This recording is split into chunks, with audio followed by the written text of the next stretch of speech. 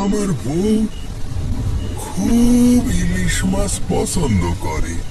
কতদিন যে আমার বউকে ইলিশ মাছ খাওয়াতে পারিনি। আপনার আপনার টাকা দেয়া লাগবে না, এক পিস ইলিশ মাছ দিতে পারবেন? আমি আর তার কথার অবাধ্য হলাম না। কথা না বাড়িয়ে একটা ইলিশ মাছ তুলে দিলাম। আমারই ভালো হলো, 1000 টাকার জায়গায় 400 টাকার ইলিশ মাছ দিয়েই মিটে যাচ্ছে, আর ওনার ইচ্ছেটাও পূরণ হচ্ছে। এটাই উত্তম। উনি তাড়াতাড়ি ওনার ঘরে ঢুকে গেলেন।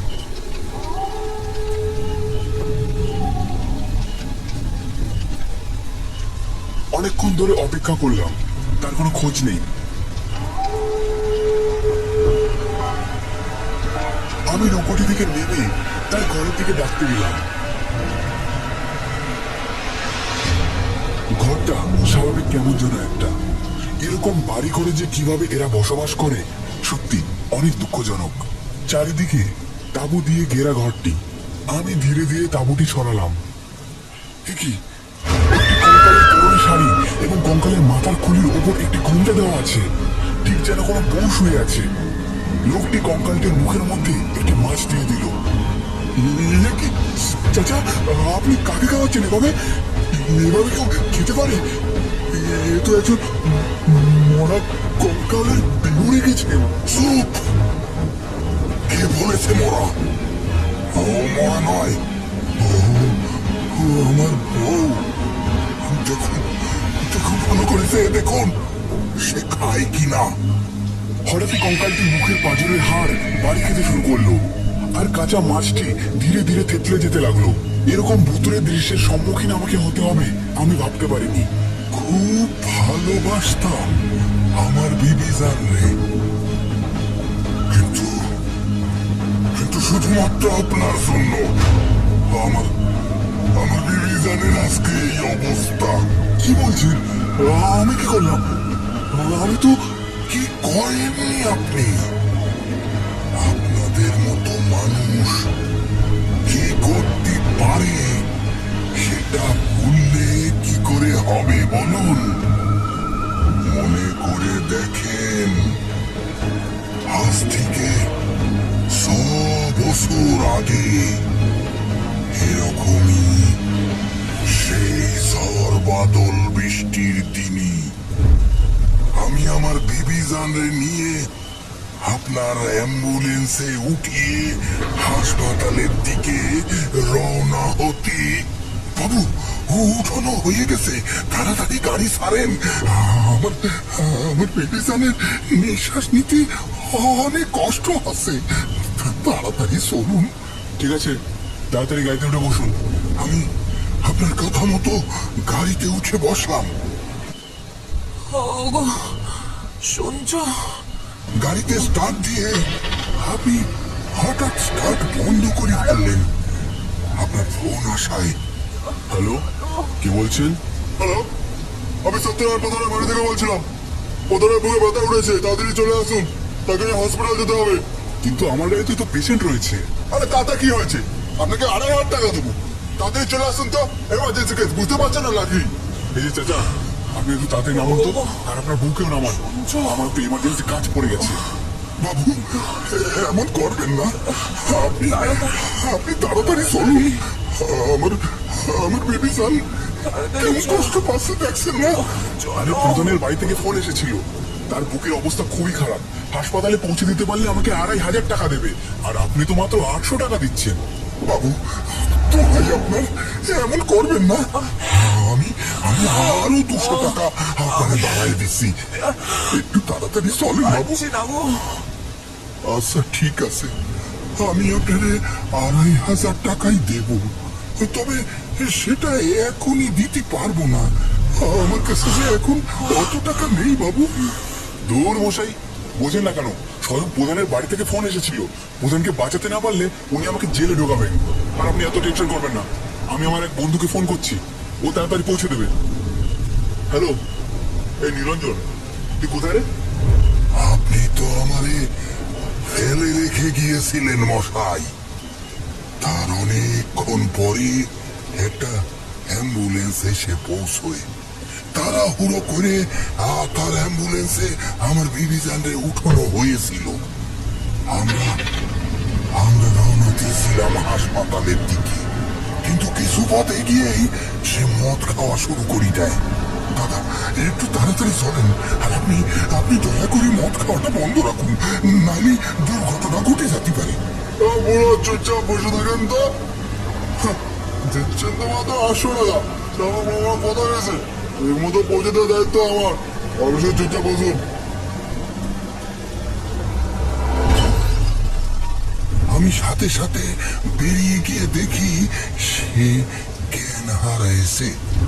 আমি অনেক ডাকাডাকি করায়ও তার কোনো সারা শব্দ মেলেনি। এদিকে এদিকে আমার বিবিচান কষ্টে কাতরাছে, এই সহ্য করতে না পেরে তারে গাড়ি থেকে বাইর করে রাস্তায় এনে রাখলাম, যাতে অন্য কোনো গাড়ি হলেই আমি তারে উঠোয় নিয়ে যেতে পারি। অনেকক্ষণ অপেক্ষা করার পরেও কোনো গাড়ি পেলাম না। তারপর আমার বিবিচান রে কোলে তুলে এগোতে লাগলাম হাসপাতালের দিকে। হাসপাতালের পথ অনেকটাই, আর আর আমায়ও তাড়াতাড়ি পৌঁছতে হবে, না হলে অনেক যে কষ্ট পাচ্ছে আমার বিবিচান। আমি আমি চিন্তা করলাম, আমি যদি কোনো ভ্যান পাই তাহলে তারে টেনে নিয়ে যেতে পারবো। তাই আমি তাকে রাস্তার পাশে একটা গাছতলায় রেখে আমি আমি গ্রামের ভিতরে ঢুকে গেলাম। কারো যদি একটা ভ্যান পেতাম, তাকে তাকে যে করে হোক আমি ডেকে নিয়ে আসবো, এই আশা করে আমি গ্রামের ভিতরে একটা বাড়িতে গেলাম। দাদা, একটু শুনছেন? আমার একটু সাহায্য করবেন? ও দাদা, শুনছেন? আমার একটু সাহায্য করবেন? কোনো সারা শব্দ না পেয়ে আমি আমি হঠাৎ দেখলাম ওই বাড়ির উঠোনে একখানা ভ্যান দাঁড় করানো আছে।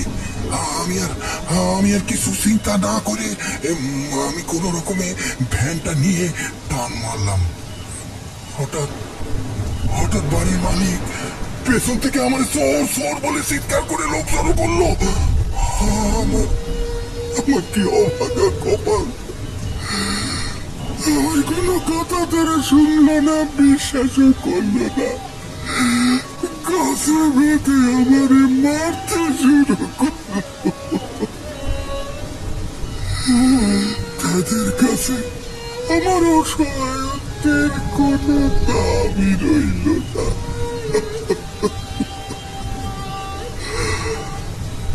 অনেকক্ষণ পর তারা আমারে ছেড়ে দিল। আমি আমি আহত অবস্থায় অনেক কষ্টে আমার আমার বিবিজানের কাছে এসে পৌঁছলাম।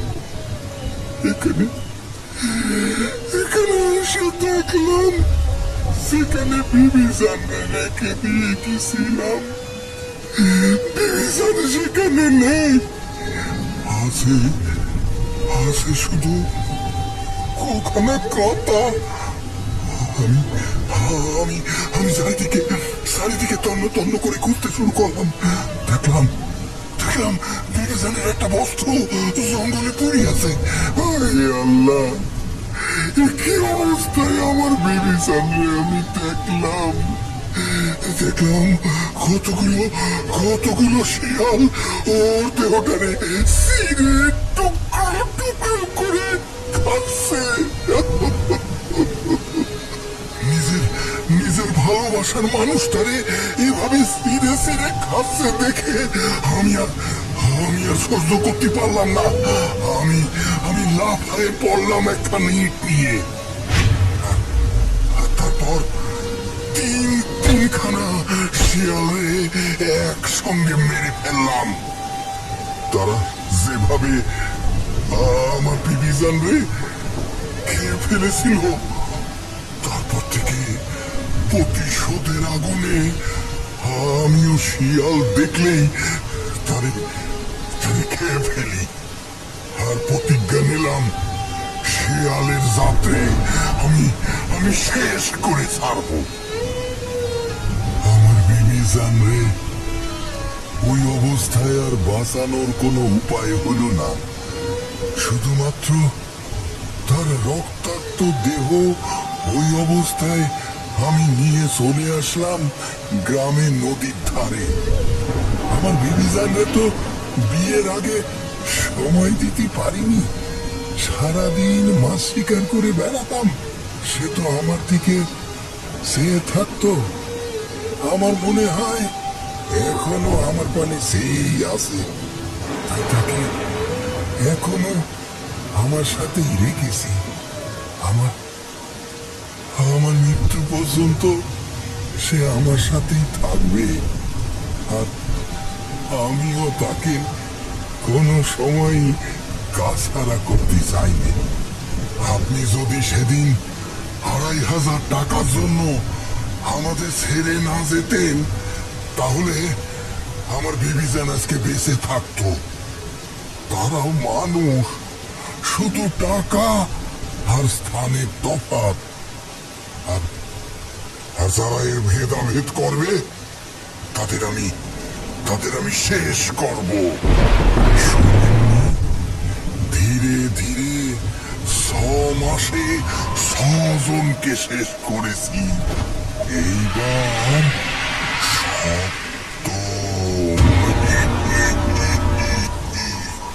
আমি কোনো কিছু না ভেবে দৌড়ে চাপিয়ে পড়লাম নৌকোর উপরে।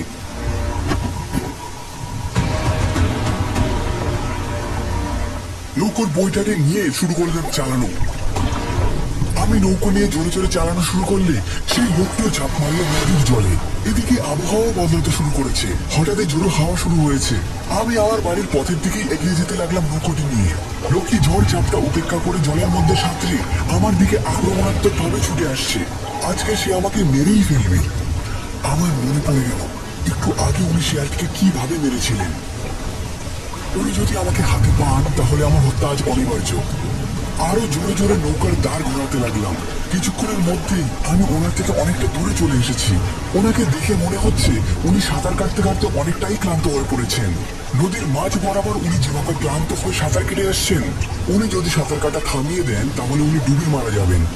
আমার মনে নিজেকে বাঁচানোর চেষ্টা ছাড়াও ওনাকে বাঁচানোর চেষ্টার কথা মনে এসে ছোঁয়া দিয়েছে। আমার জন্যই হয়তো উনি ওনার বউকে হারিয়েছেন। সত্যি, সেদিন যদি বুঝতাম আমার দ্বারা এত বড় ভুল হয়ে যাবে, তাহলে এই ভুল আমি কোনোদিনই করতাম না। যাই হোক, আজ আমি পাপের ভাগিদার, উনি আমার বিচারক। আমি চাই না এনাকে এভাবে মরতে দিতে, তাই আমি নৌকা ঘুরিয়ে তার দিকেই নিয়ে যেতে লাগলাম। রীতিমতো তার কাছে এসেও পৌঁছলাম এবং তাকে হাত দিয়ে টেনে উঠালাম নৌকার উপর। তার অবস্থা খুবই খারাপ এবং তার সেই অবস্থাতেও তার 2 হাত দিয়ে আমার গলা টিপে ধরল। আমি নিজেকে বাঁচানোর চেষ্টাও করলাম না, কারণ আমি চাই যে সে তার প্রতিশোধের চেষ্টা মেটাক। ধীরে ধীরে সে আমার গলা থেকে হাতটা সরিয়ে নিয়ে অজ্ঞান হয়ে গেল। ভালো করে দেখলাম তার দেহে এখনো প্রাণ আছে। আমি নৌকাটি ঘুরিয়ে নিয়ে চললাম আমার এলাকার কাটাবাগান দক্ষিণ পাড়ার গ্রামীণ হাসপাতালের দিকে। রীতিমতো তাকে অনেক কষ্টে হাসপাতালে নিয়ে আসলাম। ভোর থেকে সকাল হয়ে গেল। হাসপাতালের বাইরে একটি গাছের নিচে ঘুমিয়ে পড়েছিলাম। হাসপাতালের একটি আয়া মাসি এসে আমায় জাগিয়ে দিল। এই যে শুনছেন, আপনার পেশেন্টের জ্ঞান ফিরেছে, যান।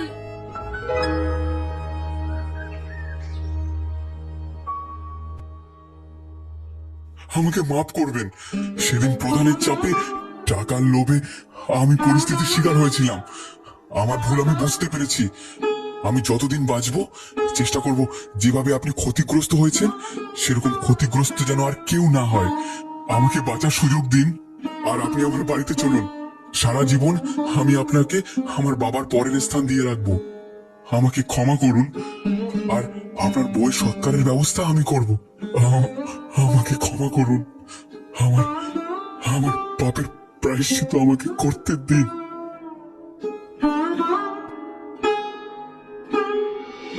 কিছুদিন যেতেই আমার ব্যাংকের সমস্ত টাকা দিয়ে 2টো পুরনো অ্যাম্বুলেন্স কিনলাম।